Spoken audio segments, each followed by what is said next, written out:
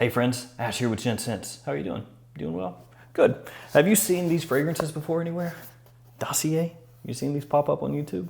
Yeah, maybe? Today I'm going to be taking a look at 3 fragrances from this house. They're a clone house, in case you're unaware. They clone designer fragrances, niche fragrances. You know the drill. How many different clone companies are there at this point? I can't even keep up, but they're one of them. This is not a sponsored video. Paid for this completely out of my own pocket, and I bought 3 of them so that I got free shipping. I paid 82 bucks for the 3 fragrances we're gonna go over here today, and I'm also gonna do a giveaway of a couple of these, so stay tuned for that. I found a coupon code that gave me $25 off, so it was actually 82 bucks after the coupon code. And I can't remember what the coupon code is. I think I just Googled like Dossier fragrances coupon or something. Anyway, let's jump into it. Let's check these out and see if they're any good.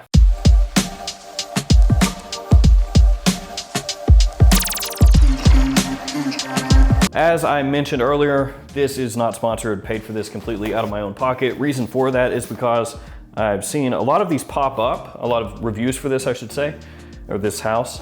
And I think like 95% are sponsored videos, which there's nothing wrong with that, but I decided just to go ahead and buy it myself. So these 3 fragrances here, there's 2 boxes, there's another one down here, are clones of these 3 fragrances. Bleu de Chanel Eau de Parfum from Chanel, Creed's Aventus, and Your Sauvage Eau de Toilette. Yeah, I know, not exactly the most exciting lineup of fragrance clones to be smelling here today. The reason that I chose these 3 though, is because these are their 3 best sellers for men. Yeah, go figure, what a surprise. So I figured since most of you out there that are shopping with Dossier are buying these 3 clones, those should be the ones I check out. Oh, and I guess I should touch really quickly on the shipping because I have seen some people say that the shipping is really slow. I ordered these on the 10th of April and they arrived to me on the 21st. So 11 days between when I ordered it and when I received it, but most of that is with the carrier because Dossier shipped it out on the 13th. So here's a look at how the boxes come. They all look the same. They're pretty simple. Just say Dossier, nothing else. And then there's a little sticker that actually tells you what's inside each box. Opens up like so. You've got the fragrance and then a little sample. And there's also a card that fell out, which has some information on the fragrance. So you've got your notes, what the fragrance is supposed to smell like, all of that. On the other side, it just says Dossier. So this one is Aromatic Star Anise. This one is the Your Sauvage clone. And yeah, they just have information about the fragrance on here, notes and all that stuff. They use the typical like internet marketing lingo that you find with brands that kind of go this route, which is, hey, we're cutting out the middleman and you save all the money. You see this a lot in the watch community. So you'll have these brands like MVMT, Movement watches, and they come out and they say, we're giving you fantastic quality, just like, the big name brands, but we're cutting out the middleman, and that's where you save all the money. Now there is definitely a markup with literally everything you buy, not just luxury products, literally every product. I don't know if I really fully get down with that whole, oh, we're cutting out the middleman, we're giving you the same quality as brand XYZ. That 9 times out of 10 or 99 times out of 100 is actually not the case. Let's finally check these out, see if they are good or not. Myself, I don't really typically wear clones, but I can tell you if it's a good one or not. So one thing that I do like is they have little magnetic caps, and when you twist them, they kind of pop up, so that's nice. I like that, nice little touch. The label's simple. I'll show you this one, but I won't show you all of them. Just have the name of the fragrance and the notes up here. And I'll go ahead and spray them on skin, see how it is. Technically, you're supposed to spray on the sample, see if you like it or not. And if you do, you keep it. If you don't, you send it back and you can get a refund, so that's cool. So I definitely don't like it as much as the original Your Sauvage. It's not a terrible approximation, especially considering the price, because the price here is 29 bucks for 50 mil. You can say that it's roughly $60 for 100 mil before a coupon. Doesn't have quite the same punch that Your Sauvage does, which some people would like. It's not quite as aggressive as Your Sauvage is. The metallic feel of Your Sauvage is dialed down a little bit. Yeah, I would say the quality is not there as far as being a one-to-one with Your Sauvage, but for the price, It's really solid. It is better than what you're gonna find in like an ARMAF tag helm, way better than that. The lavender in here gives it this sort of very faint like soapiness. And actually that ambroxan that Dior Sauvage is so well known for in this one is already kind of stepping back a little bit. It's fading to the background slowly. So this one is a pretty good approximation of Dior Sauvage Eau de Toilette. It's not quite there, but for the price it's good. I would say that I would rather, if I was looking for like an inexpensive take on Dior Sauvage, wear Prada Luna Rossa Carbon. You know, pick that up from a discount or 50 ml bottle. It'll be a little more than this, yes, but it smells better. Yeah, I mean, it's okay. Not amazing. Let's see what's up next. Musky Oak Moss. So this one is the Creed Aventus clone. Let's see how this one stacks up to the Creed Aventus clone competition. That is different. That doesn't really smell like Aventus. No, it doesn't smell like Aventus. That's really apple-y, really apple forward. Yeah, like strangely apple forward. I mean, it doesn't smell bad, but it smells like a whole bunch of green apple. Like the, you know, the pineapple, the bergamot that you would expect in an Aventus type fragrance. It's not here yet. It doesn't smell bad, but it doesn't smell like Aventus. Like not even 50%, at least not here in the opening. That's kind of weird actually. It smells good though. So when I say it's weird, I mean, it's weird that it's supposed to be an Aventus fragrance, you know, because especially by now, we've all been trained, you know, Aventus smells like this, and most Aventus clones, you know, smell either this way or that way, right? They go really smoky way or really fruity way, and if they go fruity, 9 times out of 10, it's gonna be bergamot, a whole bunch of bergamot, at least in the opening. And right here, you don't get that, it's just apple, which is strange because when you smell Creed Aventus, apple is not the first or the second fruity note that you really key in on, probably the fourth. You know, you get pineapple, bergamot, black currant before apple. But here it's like apple, and then underneath that rose. It's like Creed Aventus if you took the percentages of each ingredient and changed them up. That's what it smells like. It smells good though. It smells better than the Dior Sauvage one. Like 1-to-1, just smelling them, it smells better than the Dior Sauvage fragrance, just as a fragrance. And I'll tell you, this Dior Sauvage one is already kind of petering out on my skin. At least that's how it's coming across. It's like they took Aventus and just completely reworked every bit of its DNA. There's no smokiness coming out right now from the birch. There's no pineapple. Instead, it's mainly like a fresh rose and then a green apple. So with that one, I like the scent. It's 49 bucks though. This one's more expensive. So, you know, for 100 mils, you're looking at close to $100 before coupon. After coupon, it's gonna be less, of course. But at that price, you're starting to get up there a little bit as far as clone fragrances go.